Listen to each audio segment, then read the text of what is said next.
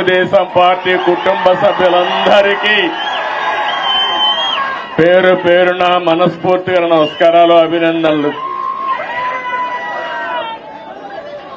ఈరోజు ఇక్కడ మొన్న ఎలక్షన్ లో కూడా మనం పోటీ చేయలేదు, కానీ కార్యకర్తలు చూస్తే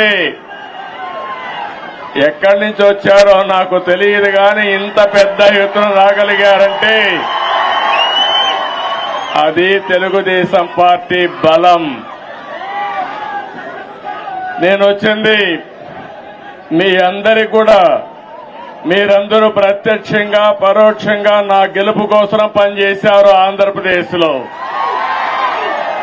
అలాంటి మీ అందరికి కూడా ధన్యవాదాలు, కృతజ్ఞతలు. ఒక్క విషయం మనం గుర్తుపెట్టుకోవాలి, మహానాయకుడు యుగ పురుషుడు నందమూరి తారక రామారావు గారు తెలుగుదేశం పార్టీ పెట్టింది ఈ గడ్డపైనే. ఆ రోజు ఆయన ఆలోచించింది ఏదో రాజకీయాల కోసం రాలేదు. తెలుగు జాతికి అన్యాయం జరిగింది, నా జాతిని కాపాడుకోవాలని ఏకైక లక్ష్యంతో ఎన్టీ రామారావు గారు వచ్చారు. పార్టీ పెట్టిన విధానం కూడా మీరు చూశారు. ఎమ్మెల్యే క్వార్టర్లో ఆ రోజు ఏ విధంగా అయితే 10 మందిని కలవడానికి వచ్చాడు, వస్తే పెద్ద ఎత్తున ప్రజలు వస్తే అప్పటికప్పుడే తెలుగుదేశం పార్టీని నామకరణం చేసి అనౌన్స్ చేశారు. ఈ రోజు కూడా నేను చూస్తున్నా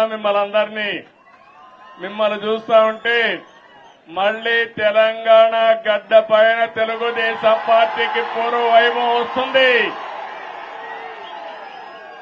అది స్పష్టంగా కనపడుస్తామని మీ ఉత్సాహం చూస్తా ఉంటే. ఒక్క విషయం మనందరం కూడా గుర్తుపెట్టుకోవాలి, ఈరోజు 2 రాష్ట్రాలు విభజన జరిగినప్పుడు కూడా నేను ఒకటే ఆలోచించాను. నాకు ఇటు తెలంగాణ అటు ఆంధ్రప్రదేశ్ 2 కళ్ళు లాంటివి. అందుకే ఆ రోజు ఒకే మాట చెప్పాను, నేను ఏ పక్క కూడా సైడ్స్ తీసుకోకుండా 2 ప్రాంతాల ప్రయోజనాల లక్ష్యంగా పనిచేసిన ఏకైక పార్టీ తెలుగుదేశం పార్టీ. తెలుగు జాతి ఐకమత్యంగా ఉండాలని ఆ రోజు ఆలోచించా, ఈ రోజు ఆలోచిస్తున్నా. నా చివరి రక్తపు బొట్టున్నంత వరకు అదే ఆలోచిస్తాను. ఇంకో పక్కన మీరు ఒక విషయం గుర్తుపెట్టుకోవాలి, తెలుగు జాతికి ఒక గౌరవం తెచ్చిన వ్యక్తి ఎన్టీ రామారావు గారు. అంత మునుపు తెలుగు వాళ్ళందరినీ మదరాసి అని పిలుస్తా ఉంటే, కాదు తెలుగు జాతి ఒకటి ఉందని ప్రపంచానికి చాటి చెప్పిన ఏకైక నాయకుడు నందమూరి తారక రామారావు గారు. తెలుగు వారికి ఆత్మ గౌరవాన్ని తెచ్చిన నాయకుడు ఎన్టీ రామారావు. అనేక సమస్యలను తీసుకొచ్చాడు, 1-2 కాదు.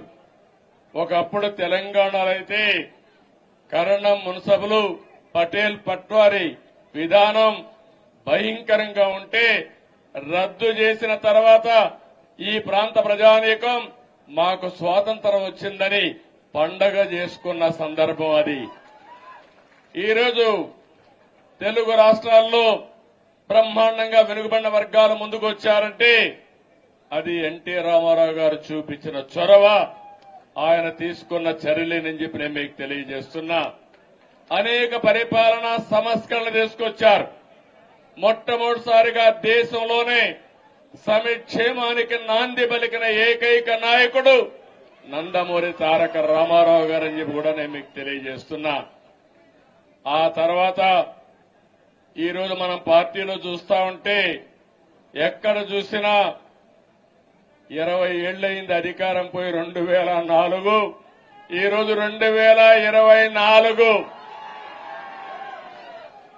అధికారం పోయిందే గాని మీలో పట్టుదల తగ్గలేదని చెప్పి నేను మీకు తెలియజేస్తున్నా. రోజు రోజుకు అభిమానం పెరుగుతా ఉంది. కొంతమంది నాయకులు పోయారు గాని కార్యకర్తలు మాత్రం పోలేదు.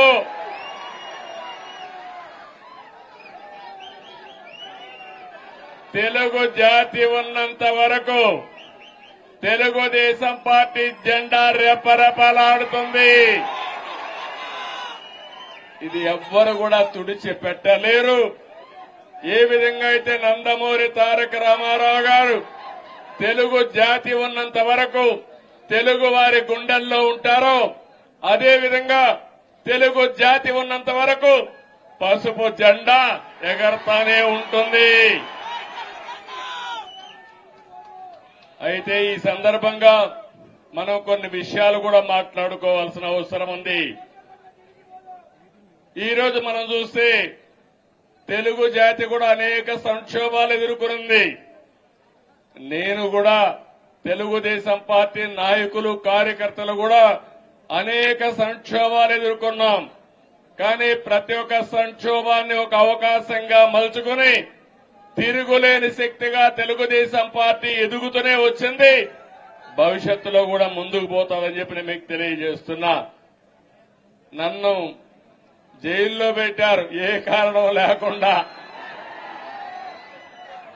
కానీ ఆ రోజు హైదరాబాద్ లో మీరు చూపించిన చొరవ నా జీవితంలో ఎప్పుడూ మరిచిపోలేను.